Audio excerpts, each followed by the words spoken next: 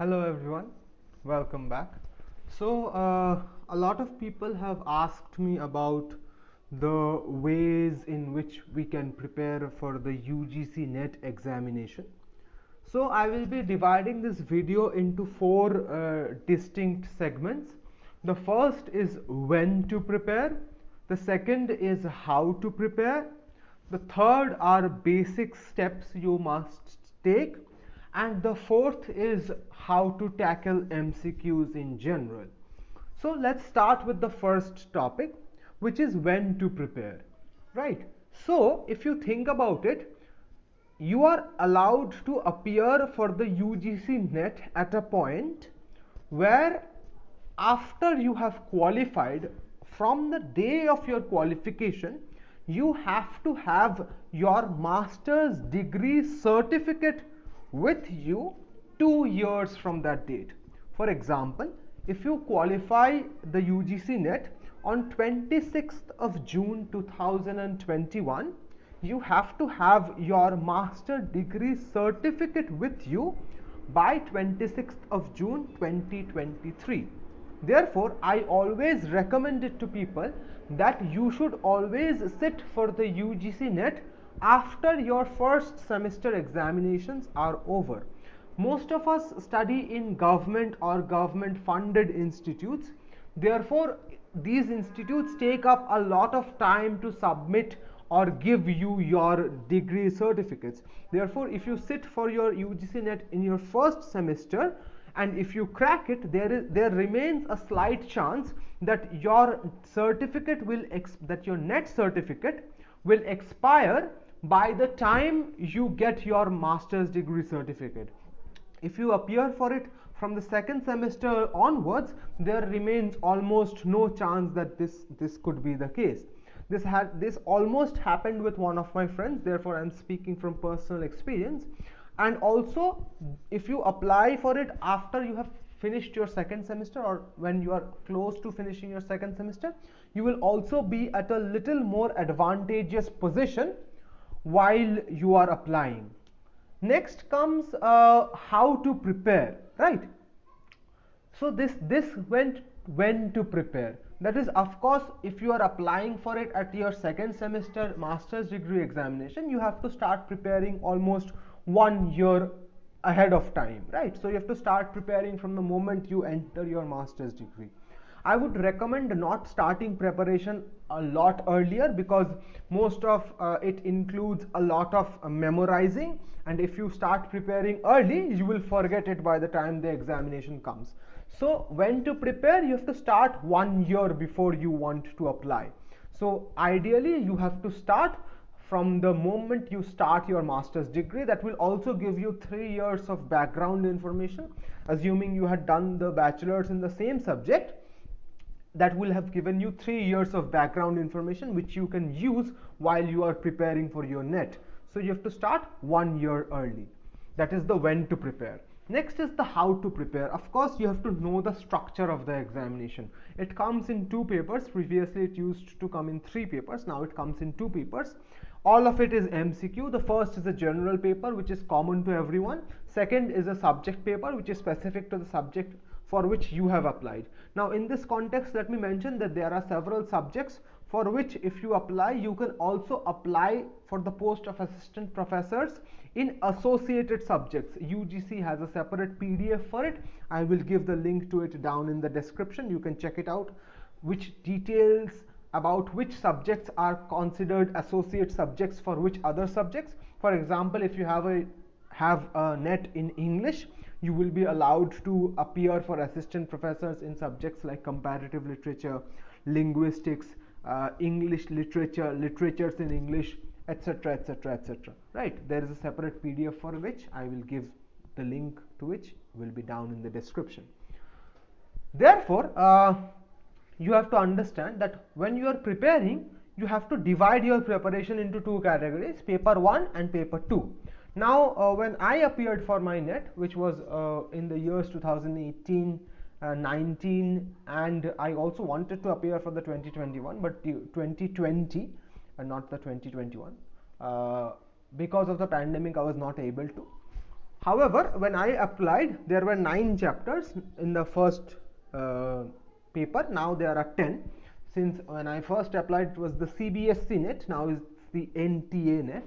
So the syllabus has changed a little bit. So I would first advise you to know the structure well, right? So depending on the subject you are applying for and depending on the stream from which you belong, you will find some chapters or some of the syllabus in the first paper very easy for you. If you are students of English, you will find comprehension very easy. If you are a student of mathematics, you will find the statistics part and mathematics part very easy.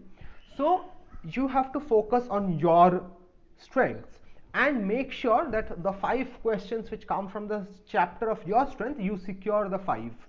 So like this, you have to build up 7 strength chapters. If you build up 7 strength chapters, that already secures you 35 out of 50. Now up until today, NET doesn't have any negative marking. So when you are applying, you should answer all questions. So if you are already getting 35 questions right, then you just need to get the remaining 15 attempts. You just need to attempt the remaining 15, and probability dictates that 4 out of those 15 will be correct, right? So automatically you will get almost 40 questions correct in the first paper, which is a little bit of an exaggeration, but I am just trying to explain how things go. Of course, when you are preparing for 35 questions, you will get a couple of them wrong, right? That's just human nature. So you have to find out your strengths. First you have to secure your strengths, then you have to build new strengths. Now coming to the second paper, here I will only be speaking mostly about English literature because that's the subject in which I have appeared 4 times. For that, there is no syllabus as such. There are a lot of books like this one. This is the Aryanth book. I recommend this to almost everyone. This has a comprehensive syllabus for UGC NET. Paper 2, though this is an old book, I still recommend this one because this has a lot of information which you can learn if you want to. I would not recommend that. I would recommend you study your history of English literature very well and you know as much as you possibly can. Read both theory and literature, primary texts and secondary texts. That will help you understand the problem which you are facing while you are facing a question which you can't solve. So that is the second part of how to prepare. Next is general tips. Now in this context, I would like to mention that the first paper is a little difficult to solve within the limited 1 hour time. Since it has 50 questions and only 1 hour to solve, once NET gave 3 hours and the 2 papers were given out open to us, and they were like, you take as much time as you want to solve the first paper and as much time as you want to solve the second paper. You just need to solve both the papers in 3 hours. That was a good time, but that was an exception. In general, first paper is limited to 1 hour and the second paper is limited to 2 hours. So you have to practice more and more. The first paper is a little lengthy. Many people fail to complete it. Therefore, I will suggest that you practice more and more. For example, I personally am very weak in maths. I always try to practice the mathematical questions and the statistical questions more and more, so that when they come in the examination, I don't falter when it comes to them, right? So you have to practice more and more.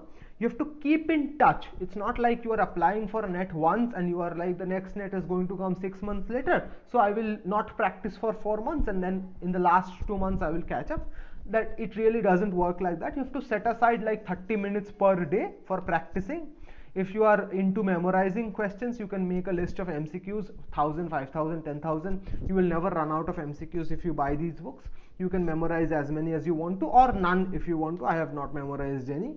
I just want you to understand that general tips vary from person to person. How you will prepare will be your decision, but the tip I can give you is that first attempt the questions which you know the answer to.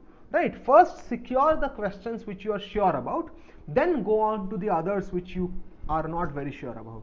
If you are giving the online examinations, which it has now completely shifted to online, the first time I gave an examination was on an OMR sheet and not on a computer. I know that seems ridiculous to most of you, but it actually used to happen even 3 years back from today. So since you will be giving an online examination, you can easily shift from question to question, from section to section. So just go to sections which you are comfortable about, answer them in full, then come back to the sections which you are not so comfortable about. What will this do? This will boost your confidence that I have already secured such and such marks. I just now need to attempt the rest of the questions. So this is the generic tip which I would share with all of you. And the last is about MCQs in general, right? So when it comes to MCQs, you have to understand that most MCQs have one or two options which are not possible to be the answers. All you have to do is, when you are not able to find the answer to a particular question, you have to locate these two options and not locate the answer. Of course, if you can guess the answer, nothing like it. If you can locate these two answers and eliminate them from the process, your chances of getting the answer correct already jumps up to a 50% from a 25%, right? So you have a higher chance of getting it right than of getting it wrong. Especially it comes to the push comes to shove in the match the following options. What often happens is that you know one match the following, like you know 2 will be D. You just need to look for the options and sift through them to find which option has 2 linked to D. There will be 2 or more than 2 options which doesn't have that. Then you will be automatically left with only one option, and that will be your correct answer. Similarly, if you are given a question about who wrote this book, you have an idea that this book was written in the 20th century, but you don't exactly know whether it was James Joyce or Virginia Woolf. But if you see that you have only 1 or 2 authors there who lived through the 20th century and the others are either the 19th or the 21st century, then you have an opportunity to eliminate them and just choose between the two. Now you have to understand that when it comes to the UGC NET examination or any MCQ examination for that matter, a lot of it depends on your luck, especially if there is no negative marking, because everyone will attempt all the questions. So you always have a 1/4 chance of getting your questions answer correct. So just attempt all the questions, keep faith in yourself and keep practicing.